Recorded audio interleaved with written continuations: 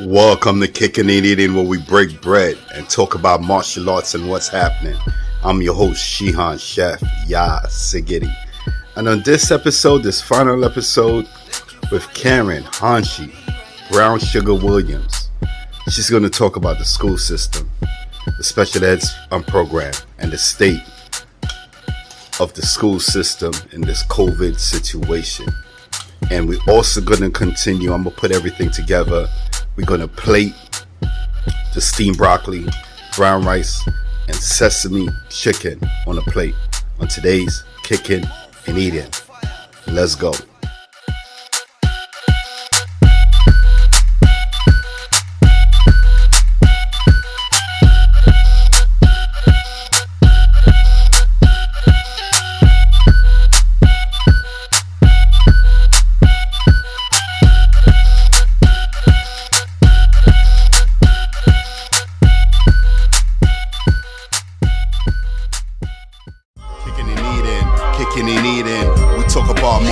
And what's happening, kicking and eating, we're bricking bread on the spot thing, kicking and eating with my guests, that's a sure thing, kicking and eating, our praise is due to the one that made all things.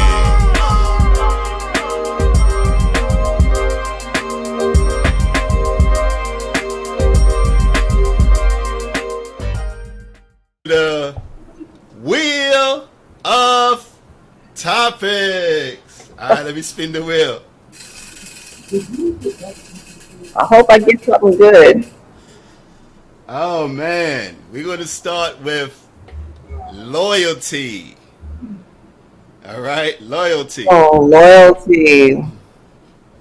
What you want to know about that? The loyalty is. What is loyalty to you?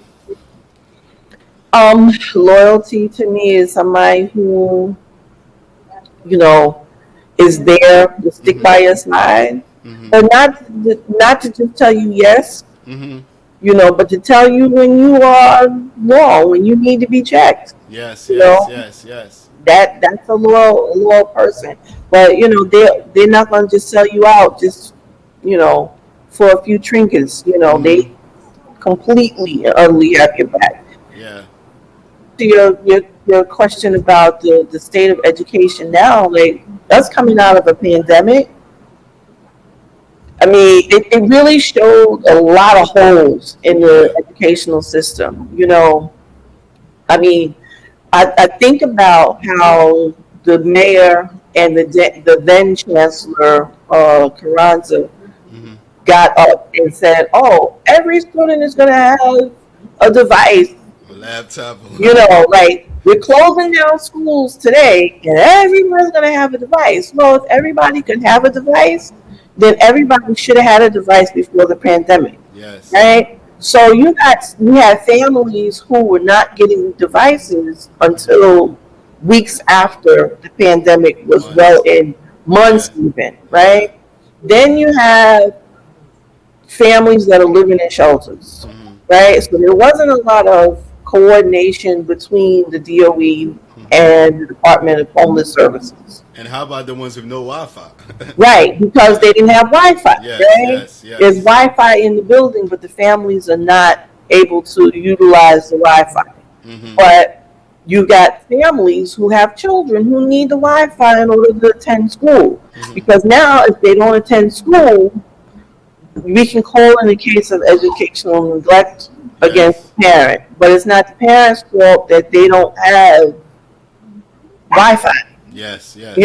Like something has to give, and now we're, pivoting again, and everybody's going back into schools. People have been out of the buildings. Some of us. Well, I've been in the buildings, but there have been students and staff who have been out of the buildings since March of 2020. Wow. And these poor young people, they've lost a lot. They have lost a lot. Like education, it just didn't hit the same trying to do it remotely. Especially when you had schools. While there were some schools depending on, what district the school was in and what zip code, and, the school fell in. There were some schools that were more equipped Mm-hmm. than others because they had the technology. Their teachers have been using it, the students have been using it, whatever, Yeah. you know. But that wasn't the case for most of the kids. Mm. Most of the kids were going to schools that weren't equipped with Mm-hmm. technology prior to the pandemic. Mm. They didn't know how to type and access Google Classroom and all these other platforms. Like, that's a whole skill set. Yeah. And it becomes hard trying to show somebody how to do that Mm. Mm. online, Mm. especially if I don't know how to do it myself. Like, Yeah. I'm Yeah. trying to Yeah. learn, Yeah. I'm trying to teach you at the same time, like this, Mm-hmm. and I have to teach, Yeah. Yeah. and you got people popping in your class, like it, you know, it, Mm-hmm. it, mm, it was bananas, but you know, I hope that families got an opportunity to see, to some degree, though, what it takes to educate your student. Yeah, I know a You lot of know, parents. you know, I know, because I know a you lot of know, parents I knew. They was like, "Oh my God, yeah, hurry up, open! This you is." know, I'm 'cause- to one of the things that I learned from that is that when with my daughter, with my daughters, like my daughters are older now, but I know one of the things with me is that when the kids came home or when they finished their homework, we I always checked it. You know what I mean? mhm. I always checked their homework. Their mother always checked their homework. So I think when the situation happened with the pandemic, I think on our side, we were already doing the due diligence. We were already doing the checking their homework, the making sure certain things are done. Um, my kid's mother, she's very much into the PTA. She's very Mhm. much into talking to the teachers, emailing the teachers, um, communication. If they're not doing certain things in school, let me know how I could help and things like that. Do you think that parents should be part of of the PTA? Absolutely. Mm-hmm. I mean, 'cause don't get me wrong, I was not a PTA parent. You know, um, but I was aware of what was going on in the school. Mm-hmm. And I don't have a problem going up there at any time, to find out what was going on or to even check the school Yeah, yeah. when, because my kids will tell you, I would check them when they were wrong, but if the school was wrong, I'm going up there to check them as well. Mm, mm. And I was equal opportunity as far as that was concerned. But I think that it's important for parents to be involved in school and in the decision making Mm-hmm. in school. When it comes, and when I say decision making, I'm not just talking about whether or not we're going to have a winter play or not, but what curriculum are we going to use? Yes, yes, You yes. know, hiring of Mm. staff. Yes, yes.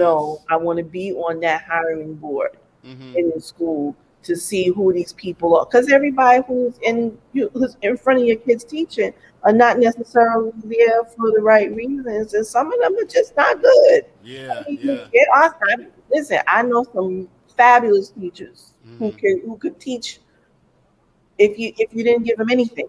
Mm-hmm. They could still make a lesson out of nothing. Yeah, yeah. But then I know some teachers who really need to think about retiring or going on to find another profession. This is just Yeah. not the place for you. And Mm-hmm. it's critical that you have the right people in front of kids, because these are live. It's a live commodity. It's Yeah. not like we're making baskets, and if you make a mistake and you get a faulty basket and the bottom falls out, the Mm. person just goes to the store and exchanges it for another. These are human beings who are going to be going on making important decisions in the Mm-hmm. world. So you want to make sure that they are equipped to be the thinkers that we Yes. need. Mm. You know, What do you think about charter schools? I'm not a fan. You're not a fan? I'm not a fan. All right. You Why? know, I don't believe that charter schools are held to the same Standards? standard that public schools are held to. Mm-hmm. You know, I don't have a problem with them getting public funds and getting funding from other sources. I don't have a problem with that. Mm-hmm. But if you're getting public funds, then you got to be held to the same standard that public schools are held to. We are, Mm-hmm. public schools are criticized based on test scores. Like Okay. that's the alpha and the omega for a public school. Mm. That's what keeps you in business or closes you down, Mm-hmm. right? But those same scores are not publicized and wielded as weapons against charter schools. Mm. And many charter schools, while they may take in, students with IEPs or students who are learning English for the first time, Mm-hmm. they get to handpick Yeah. who they choose, and who stays. Yes, yes, The yes. public school, you get this kid, and the kid can't speak English, and they're new to the country, and you don't have anybody in your building who Mm. speaks their Mm. language. Mm. Oh, well, then you got to figure that out. We Yeah. can't just farm them out to another school Mm-hmm. because we can't. We have to figure it out, you know? Mm-hmm. And So, what is the percentage of African Americans in the public school system? oh, goodness. We're probably somewhere about 65 to 80%. Mm. Mm. Mm. Do you think that that they get um a fair education compared to other nationalities? It depends on where you go. If your school is located in the right zip code, Mm-hmm. then probably, Mm. but if it's not, your school is going to be underfunded. Mm-hmm.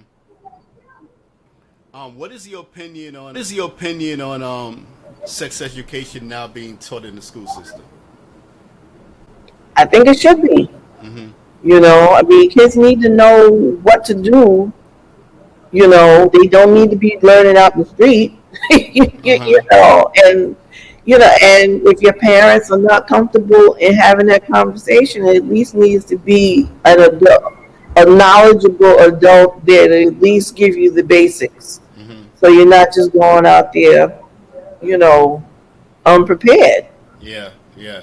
Like that is what happened to a lot of, us as young people. When you didn't have sex ed being taught in school, people went out there unprepared, Yeah, not yeah. knowing, Mm-hmm. and then here it is, you're 14 to 15 years old, and you've Mm-hmm. got a kid or two. Yeah, yeah. And what do you think about because I went to music and art, and then they had a performance, and they had unisex bathrooms. You had boys and girls going to the same bathrooms. What do you think about that?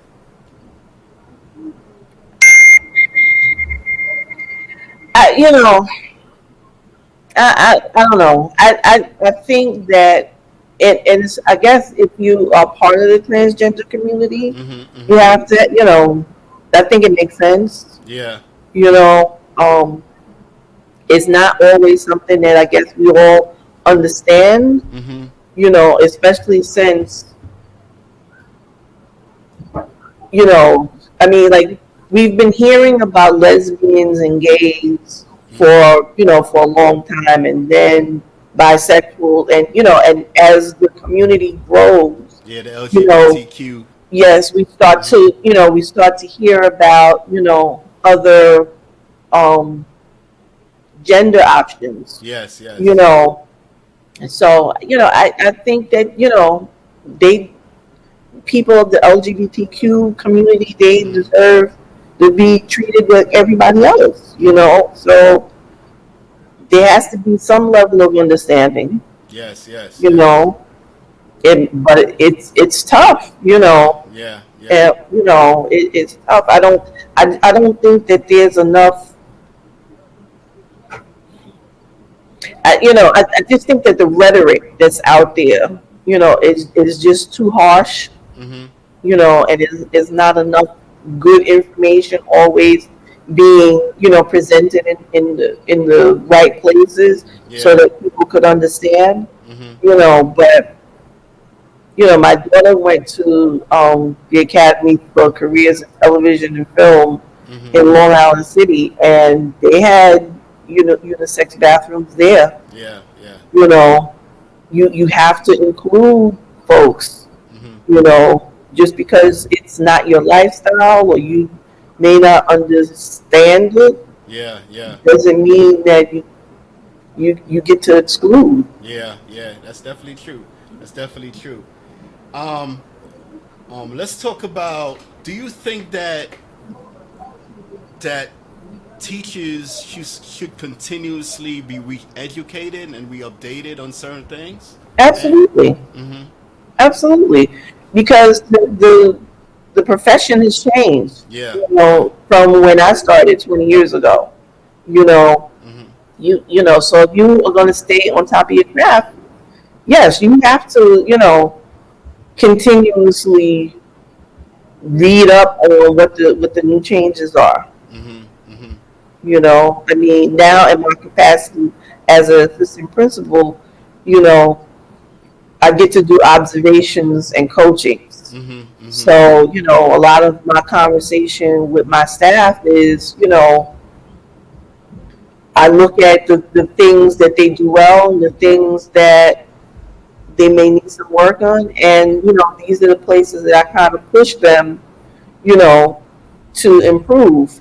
And I don't just push them. I say, hey, here's this resource. And Mm-hmm. when I double back around, Mm-hmm. the expectation is that there's some implementation of this resource to up your game. Because Mm-hmm. if you go into the teaching profession thinking, once you come in, all that I know about teaching is all that I'm ever going to know about, or all I'm going to ever need to know about teaching. Mm-hmm.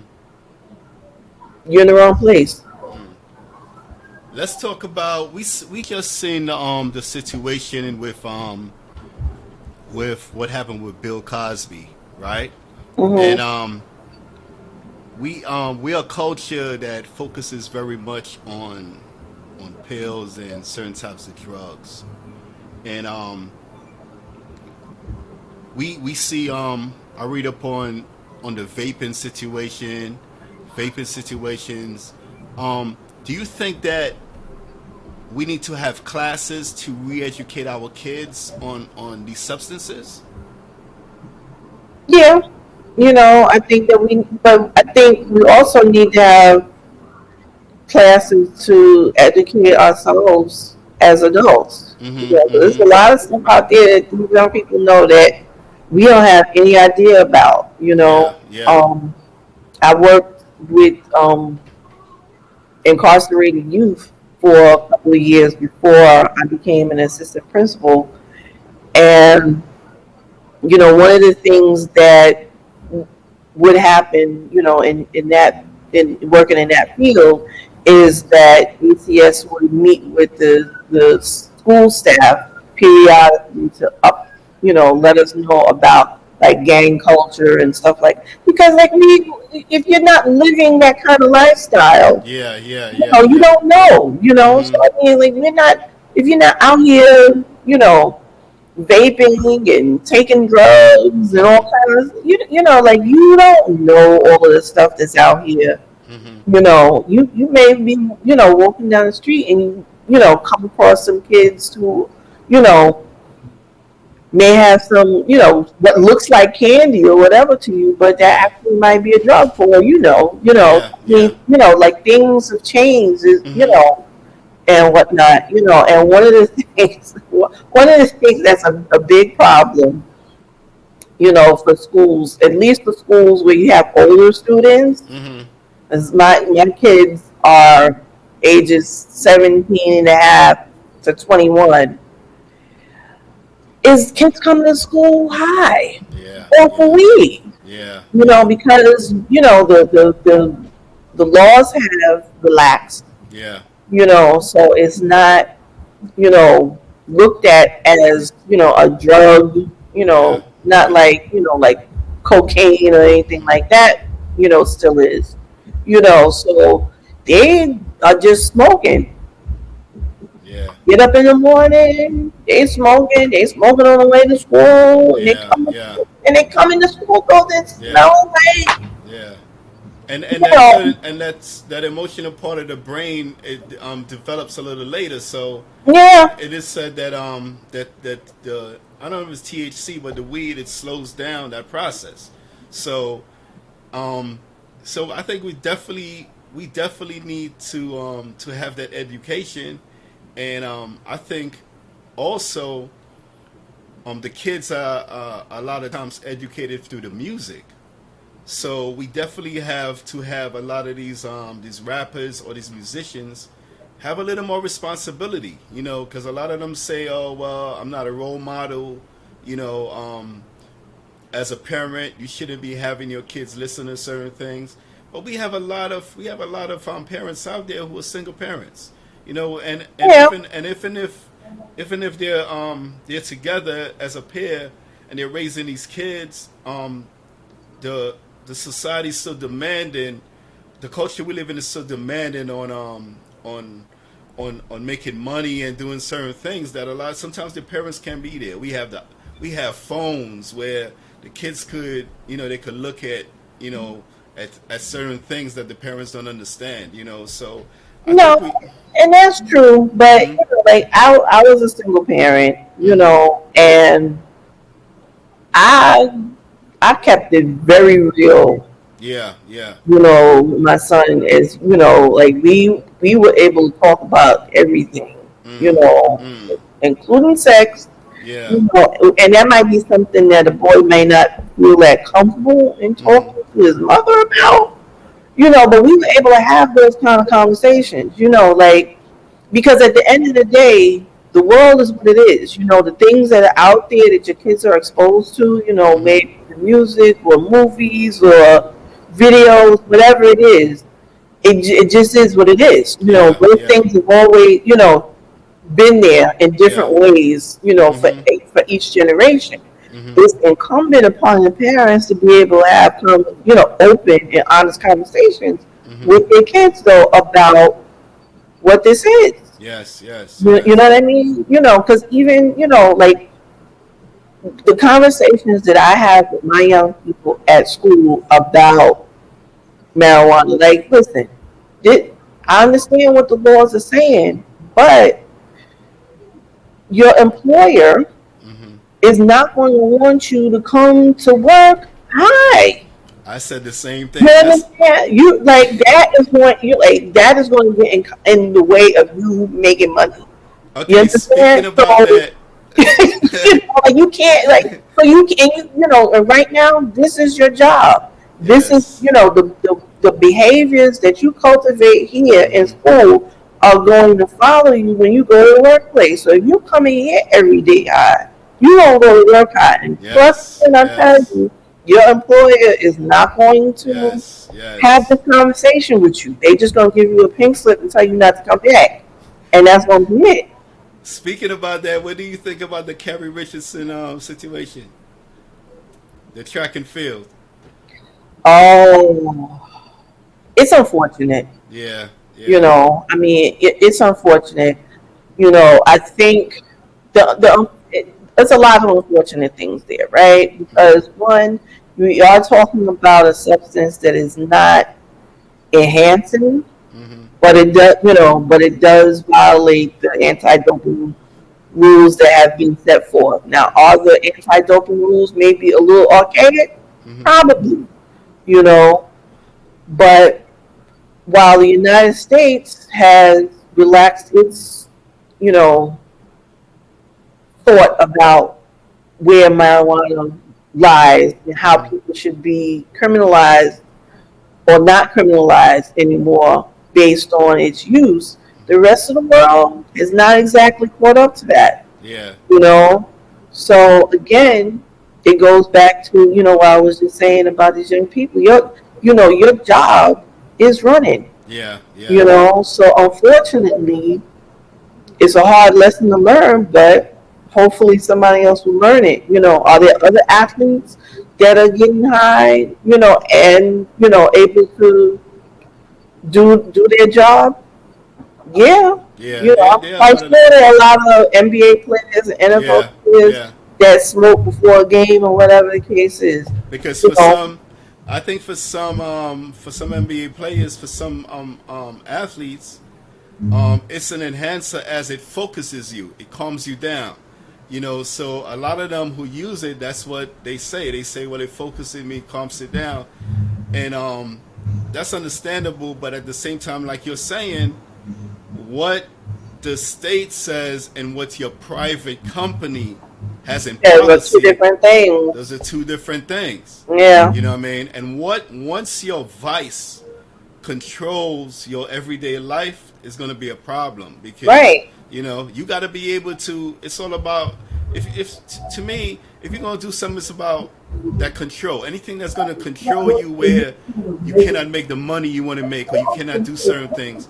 It's about a balance. You know, Mm-hmm. it's about a balance. Um, what do you think about? Do you think about teaching in the future? Do you think it's going to be virtual? It's going to be more virtual? I think that I think that it should be a combination of the two. Mm-hmm. Because the virtual learners, just like the students that are homeschooled, that's not for everybody. Yeah. You have to be, somebody who can sit down, who's very self-directed, who, is motivated to do their work independently. And Mm-hmm. some people just are not like that. Yeah. Yeah. They Yeah. need somebody to a human being to be responsible to in the immediate, not Mm-hmm. Mm-hmm. somebody virtually. Mm-hmm. You know, so but I do think that it did show us that we should at least keep the option open. Yeah. For some. That's good. Let's talk about we in a different presidency right now. We have Joe Biden. We have your boy Smoop Joe over here. What do you think of his job so far? I'm not impressed yet. You know, because there are a lot of things, and it's not just him, but it's him and the Democrats. I'm a little perturbed with right now Mm-hmm. because across the country you see you know voters' rights are being challenged and stripped Yes. away You got in Georgia. You got many yeah. states. Mm-hmm. And they're falling day by day by day. And the Democrats are not putting up enough of a fight. Yeah. Biden is not making enough, noise about this. And the folks that are most impacted are black and brown communities, Mm. and, some poor white communities, Yeah. Yeah. you know. Because the thing about it is, like when these things happen, white folks have a way of just thinking, well, it's just them. That has nothing to do with me. Oh, Mm-hmm. listen, the rich white people do not look at poor white people as their equal either. Yeah. You Yes. know, Yes. Yes. just Yes. poor white people sometimes they don't always remember that. Yeah. But they're not looked at as an equal. And You know, that's something Martin Luther King was about to talk about after he had that big speech. He was going to let it know that the people in the high echelon, they don't look at us in that light, right? and that's just definitely facts. So we need to pull together. Hmm. You know, to make sure that certain things remain in place. And voters' rights is one of those things that is like critical. Yeah. You know, Oh, I posted something the other day on Facebook. There was white supremacist group came up from Texas, Mhm. and for whatever reason thought they could go to Philly Mhm. and spew their hatred and their white supremacist thoughts. Mhm. Well, they were met with white and black citizenry of Philly, Mhm. and it didn't turn out too good for the racist white folks of Mhm. Texas. They were flying back out of there in the box trucks Mhm. that they came in, you Mhm. know. But I think, like, the white supremacist groups are just out here left and right, just doing all kind of mm, things. I think that all of the people who are in these marginalized groups, however you intersect with these marginalized groups, whether you be a black, gay man Yes. or whatever, Asian. all of these groups need to Yeah. come together. It can't just be, everybody going for their own little separate, Yes. Their own agendas. fight. Because at the end of the day, it's all about the same thing. We're all being mistreated, Mm. Yeah. So we just need to come together much more. Let's talk about you receiving your Hall of Fame and your Hall of Fame award in Philadelphia. Talk about that for us. Oh, I'm so happy. Oh, I am so excited about that. I've been in a couple of Hall of Fames, Mhm. and I think this one is really this one is going to be, you know, the one I think for me Yes. Yes. because I'm going in with my brothers, Yeah. my blood brother Uh Steve huh. Uh huh. Breeze, but the other brother Storm is going in, but I'm also going in with my uncles, Ah. the Ah. grandmasters. So Ah. so that is like. ah, so I'm very excited and looking forward to that. And it's going to be a lot of us there. That is dope. That is dope. Yes. Definitely happy for you. Um, how can the Kicking and Eating Stream fam? How can these people get in touch with you? You're on social media, and what is the future for Hanshi Cameron Brown Williams? Well, the future for me is, well, I'm currently thinking about retiring from education Mm, in a few years. So okay. I'm working towards seeing what that looks like. Mm-hmm. I possibly am going back to school again for my doctorate because Wow. I think when I retire from this realm of education, I do want to teach at the college level. Mm, mm, A couple of days here or there. yeah. I want to work with the young folks that want to come into education. Mm-hmm. You know, that's one of my dreams. I'm still working on seeing about how to make that happen. Lord knows I don't want to pay for school, but I do want to go back. So those two things don't go together, right? Well, there's a lot of grants out there, so. I know, you know, but yeah, but it's just right now I'm just really getting my feet underneath me as an assistant principal. Yeah, yeah. This is my second year doing this, Mm-hmm. What school? but I'm at Pathways to Graduation in Queens. Okay, okay. And I'm one of three assistant principals there. Mm. You know, I think that I've made a difference. Yes, yes. I lead with passion and Mm-hmm. compassion, Mm-hmm. but the core value that motivates me is my integrity. Yes, So yes, yes. if it don't sit right with my soul, it's not going to happen.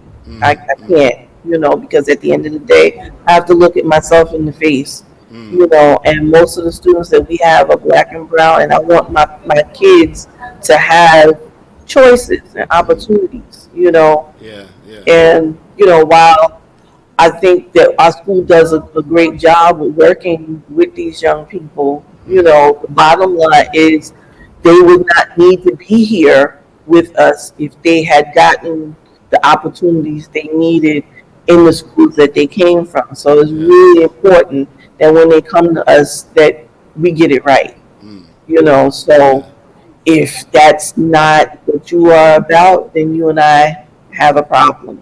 Mm. But so far, the staff that I have, you know, I could say I like working with them. Mm-hmm. You know, they're good people. They're hardworking people. Mm-hmm. And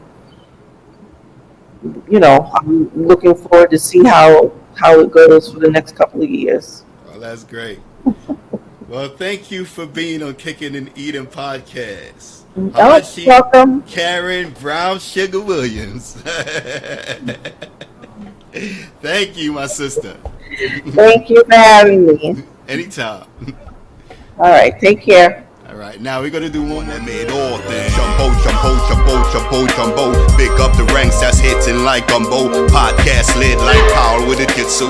EP down from bouncy to bolo. Five with the topics when I interview. It's easy to gritty like sharp as Ginsu. Each one teach one, then we continue. Build and destroy all negative around you. Spilling all the beans so we could grow and feed you. Like and subscribe so we could later hit you.